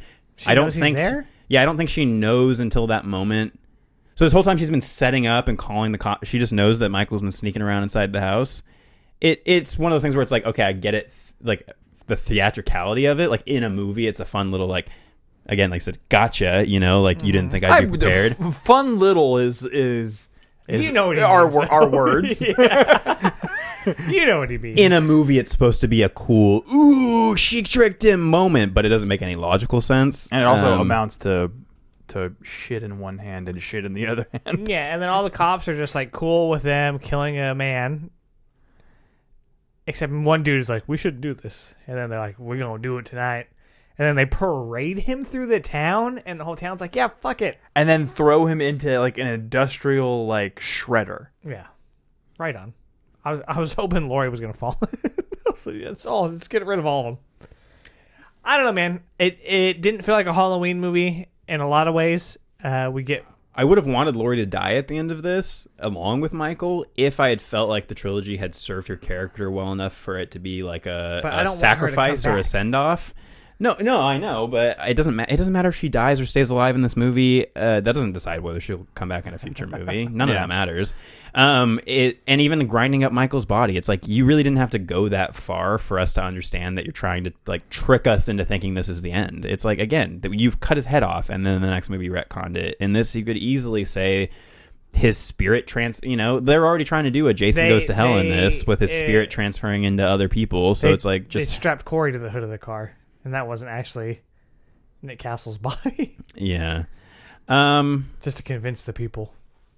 Who knows? You know what I mean? Like, yeah, they could do it. Well, and there's a contingent of people who really love the new stuff they were trying to do in this movie, and while I don't love it, I don't want to say like I can appreciate it because I'm upset at it. You can respect and I'm not it. upset about it, but like I like the idea of trying to do something different with Halloween, because you mentioned Scream earlier, and I had this conversation with my sister too, because she she loves the original Halloween, but she doesn't really care too much about the sequels. And I was explaining to her, like, this is no different than all the wacky shit they've done in other sequels. It's just that the fan base is so, like, vocal and has a platform on the internet that now suddenly everybody is like, no, it's my Halloween and it has to go exactly the way I want it to. And it's like, dude, these movies have been coming out for, close to 50 years, and they've always been wildly different from each other and inconsistent. There's cult shit in some of them. He just hasn't gone to space.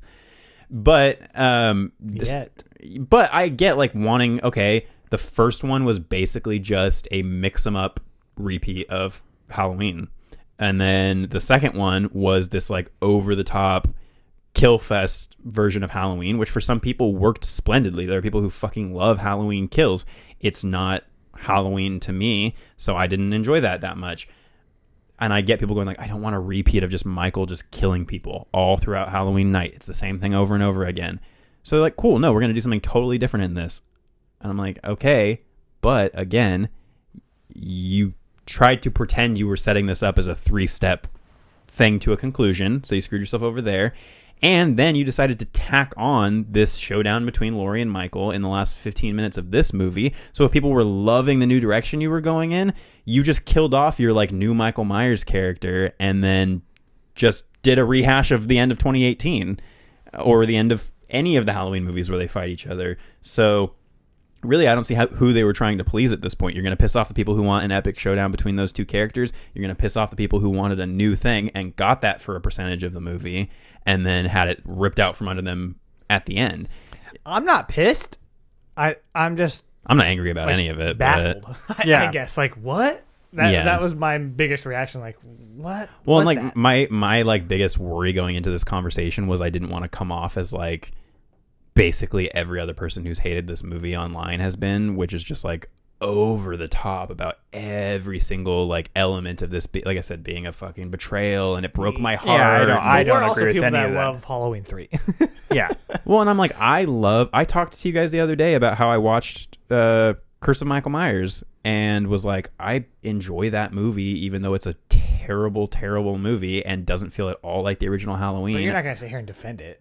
Yeah, but I think it's like the greatest thing that ever happened to the franchise. Well, yeah, and it's like I just think it's people being they're willfully avoiding recognizing the franchise or even the original movie when they talk about these new ones. It's like people are really stuck on like they loved 2018 or they loved Kills and they wanted this final movie to be a sequel to one of those two movies. And they got none of that. Yeah, there were people like me who would have liked to have maybe seen it be more of a sequel to the 2018 one and less like Kills, or there are the people who wanted it to just be Kills Part 2 and just keep going until the final showdown, and they didn't get either of those things.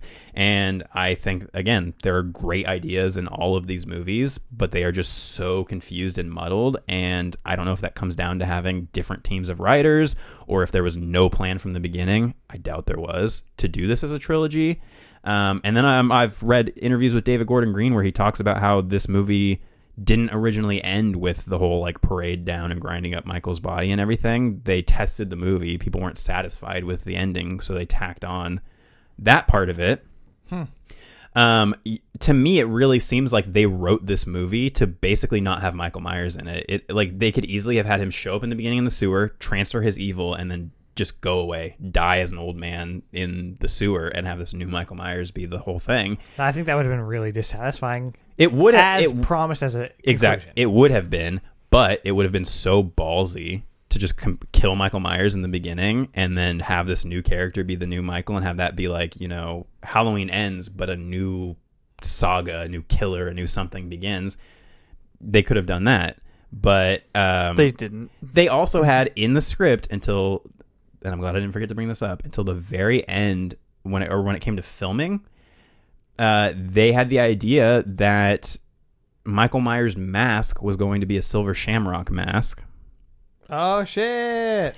And I think that's why there's so much focus on the radio tower in this movie. There's that whole scene where Corey is like sitting on the roof with Allison. And he's like, I always thought about climbing to the top of that tower, and they like show a the radio long shot. Is in the movie like periodically. Yeah, it's all about the radio thing. waves, and like once it gets in your ear, it's an earworm. Like this whole idea, and I get that that's could be they're talking about evil COVID, right? But and we get a cameo from Darcy. Completely wasted. Well, because they cut out her, like, I guess she got like impaled in her death scene, and it was going to be really brutal, and they seemed to... When they smashed that dude, the DJ's face in, that shit was that shit's hanging off, and then he cuts the tongue off. Yeah. I was like, fuck yeah.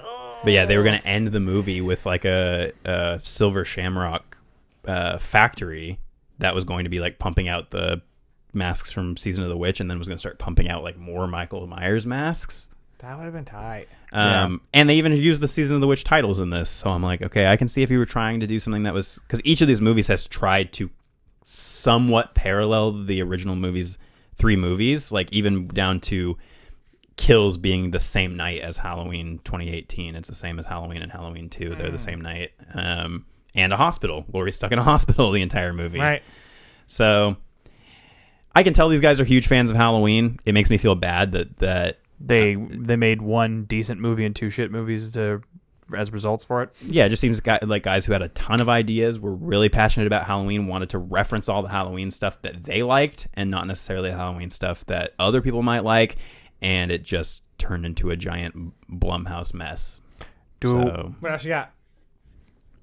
Anything? I don't know, Now man. your chance to shine, dude. Like I said, Hits where it hurts.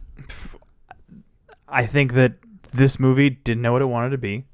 It tries to work. It just wanted to be anything other than what it's been trying to be lately. Yeah, it tried to work in 2 separate romance plots that don't work and are boring to watch, and tried to work in 2 separate killers. One of them, for the most part, very boring, and one of them not very present. The scenes of them like wrestling and shit in the sewer, fucking stupid. Doesn't make any sense. Why? Huh? Why doesn't it make sense? It just doesn't. Like it's unspoken that they're just now having like a brotherly bond. This young person who's in his 20s and fucking 80-year-old Michael Myers. Doesn't make any fucking sense. And then him bringing the first kill down to the sewer and having like Michael show him how to do it. Like, why would Michael agree to that? It doesn't make any sense. It's all very sexual, because he has the dude that he's like getting killed laying on top of him. Corey does, and then Michael is like stabbing into the man, but also into Corey, as if inserting his penis into Corey, as if to ejaculate the evil seed that will grow inside of him into the new version of evil. And then Michael himself, what the fuck are you talking about? splooges inside of his jumper, his jumpsuit. After he kills, and they kind of introduce this idea in this one that the more he kills, the more powerful he becomes. But if he was stuck in prison for 40 years, why was he able to just get out of prison and immediately start murking people with no problem? If he was, if he like loses the will to live from not killing. But there's some sexy stuff. Are you saying Corey and that Michael. there's just some inconsistencies? Yeah, some things don't make sense, man. I think if we really dug deep into this movie, we could find some holes. I just got that song stuck in my head now. Which one? I don't wanna be. Anything other than what I've been trying to be lately. Do we want to rate these 3 films? Not really. Do we want to rank? I think that we can rank them in order, and we can do that because it would be the order they were released for me. Same. Yeah. Now rank them by your favorite pumpkin opening titles, because in the first one we have the pumpkin rotting, and then regrowing. Oh, yeah, it's unrotting. It's rotten and then it grows. Yeah. Then in the second one we have all the flaming pumpkins. Yeah. And then in the Bunch of third big one, pumpkins. in the third one we have all the pumpkins bursting out of other pumpkins. Get it? Because evil changes shape. Oh shit! It's the Evil's inside of us rebirth of all along. evil. It's like a bad Aaron Mackey. Yeah. Will I end Halloween? Or will Halloween? Will Halloween end me? Halloween Ends made me want to end me. Jesus. Yeah, I mean, I like the growing pumpkin, like the regenerating pumpkin. Yeah. And I like when the pumpkin comes out of the other pumpkin. Like not when it's like growing and it's a little ball, but at the very end. Because you can tell it feels like Nightmare Before Christmas. It's kind of stop motion-y. Yeah. Yeah. Yeah. Totally. Yeah. Also the Carpenter music in all three of these movies. The Carpenter team is fantastic. Yep. I think it's still the best with that guitar thing that they do like a bunch in the first one.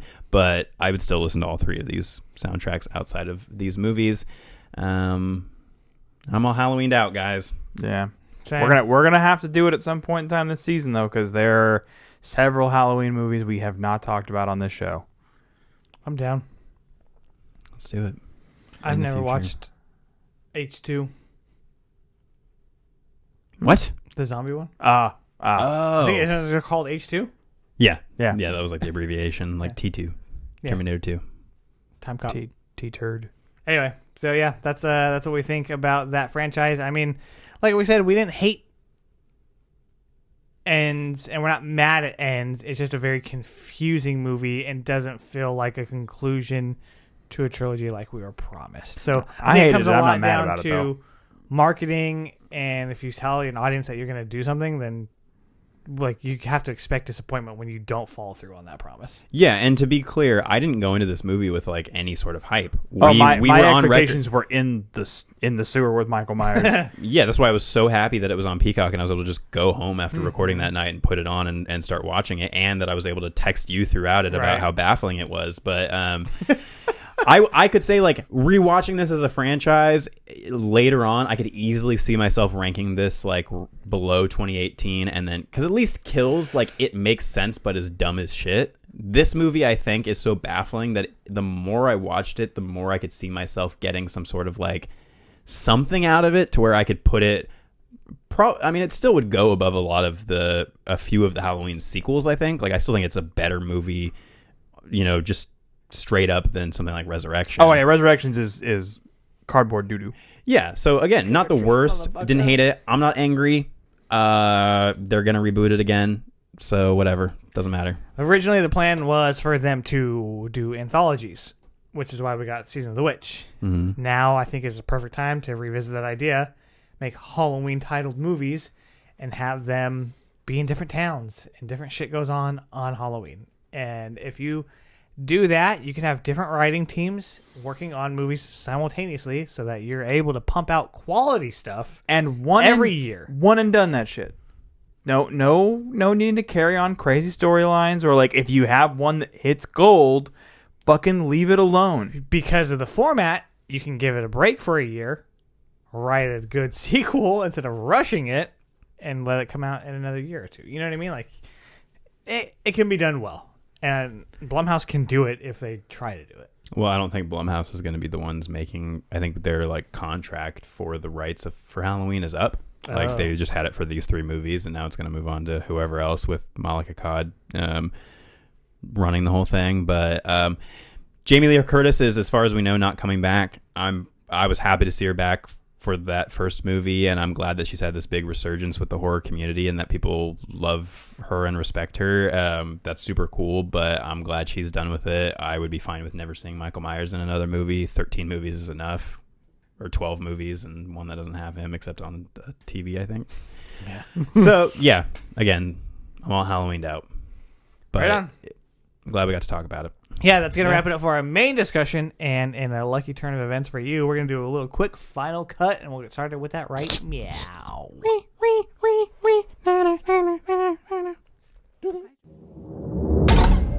What do you know? I asked for final cut, and I got it!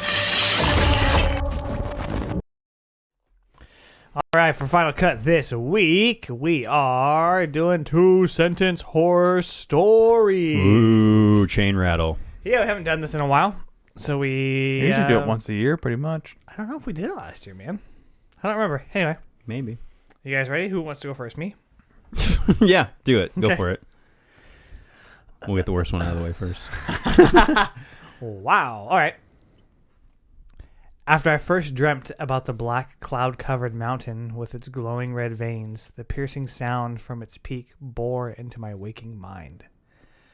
Months of agony led me to scratching and scribbling until fragments of lead splintered into both my eardrums and the humming stopped.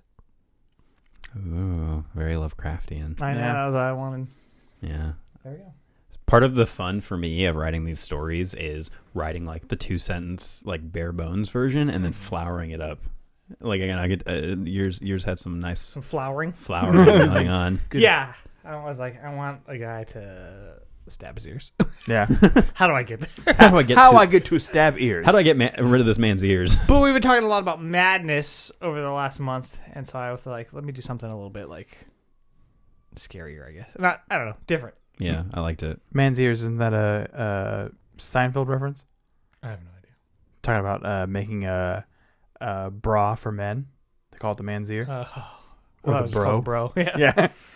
I'm not Anyway. as well versed in the Seinfeld. I'm not at all. Neither am I, but I know that one reference. I just know Kramer's a racist. Yep. All right, so Caitlin opened her mouth to scream as the flashlight bulbs began to fade into the distance. Instead of sound escaping, a flood of ice water snuck into her lungs as her world went numb. She drowning? Under the ice. Oh shit, that's hella scary. Where were the light bulbs?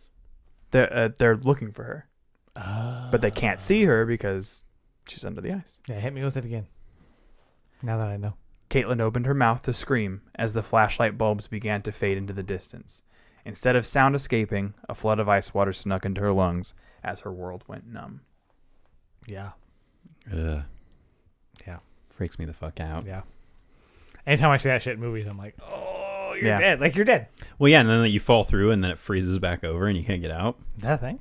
Yeah, like because the water will freeze pretty quick. So yeah, a lot of the time people get trapped underneath because they fall through, and then they either can't find the place they fell through, and the ice is too thick, or the place already froze over. Ugh. And don't fish live under? Like, was it frozen over? Yeah, Yep. That shit's fucking crazy. I think some of them get like frozen and then come back to life when it thaws. There's a lot of like animals like that can like get frozen, and then all their metabolism slows down. Nature. Yeah. All right, Crazy. You Best know, for last, huh? I don't know about that. Okay, guys. My mother always told me a shiver down my spine meant someone was disturbing my future grave. I remember this as I watch my husband drive the rusty spade into the dirt to rip up the crabgrass in our back garden, another chill setting my teeth on edge. That sounds so familiar. So, the saying, so this is actually something that my grandma used to tell me too, was like, yeah, when you got a shiver down your spine, it meant that somebody was walking on your grave, Yeah. like on your future grave. Or dancing on your grave is the one that I... Dancing in the Moonlight. Dancing with yourself. And yeah, so I was like, ooh, how creepy would that be if you saw someone like it, in a garden Doing it? and you got a chill and you were like, that's because they're gonna kill me and they're gonna bury me there. Ooh. So I thought of another one earlier that was I did my waiting 12 years. I was actually I almost wanted to do, there's an ending bit to Secret Window with Johnny Depp that they like quote all the time, and it's like the end of his book after he like kills his wife or whatever. It's like like the man smiled as he took another steaming ear of corn from the bowl. Her death would remain a mystery even to him. And I was just gonna rip that off and use that as my story. I wanted to do something that was like, and then I watched Halloween Ends. But Yeah. we did a whole That would have been segment. too depressing though. Yeah. Imagine. Imagine if that happened in real life. Oh, My man. 2-sentence horror story is Kit Kat. Something like, I watched Halloween Kills, and then I watched Halloween Ends. Yeah. Ooh. Ooh. All right. Well, hey, thanks for tuning in this week. We really appreciate it. Happy Halloween, everybody. Happy Halloween. If you haven't checked out the stuff on the Creep Cult, please do so. We just finished up Midnight Club, and we are diving into Chucky next week. For the regular scheduled episodes next week, we are going to dive into Nonfiction November is what we're calling it. And we're going to start off with a little change of pace here and dive into the life and times of Sir... I don't know about Sir. I don't think so. I don't think he was even English. about one Harry Houdini. Yeah, so we're talking about Harry Houdini in our nonfiction November. We are also, I don't know if you guys need to know about this, but we're also going to be doing No Nut November. Speak for yourself. Yeah. Well, So- if you mean no eating peanuts, So Even that, no. So I'm going to be handcuffing myself so that I do not nut during this November. But if I learn a few things from Houdini, You might escape. stay tuned to find out. all right, we'll see you next time. Thanks again. I've been Tone. I've been John. And Evil Dies Tonight. Internet Darling Anthony. Thanks for tuning in. Goodbye, Clarence.